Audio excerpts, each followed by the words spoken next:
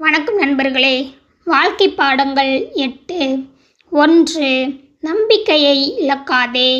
இன்று தோற்றாலும் பரவாயில்லை, நாளை வெல்லும் சக்தி உன்னுள் இருக்கிறது.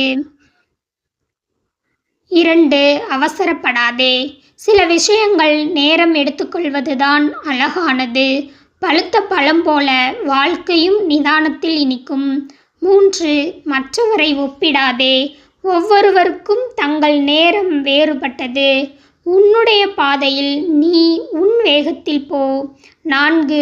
நல்லவராக இரு, ஆனால் மடையனாக இராதே.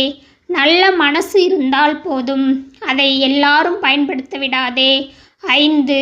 நன்றி சொல்ல கற்றுக்கொள்.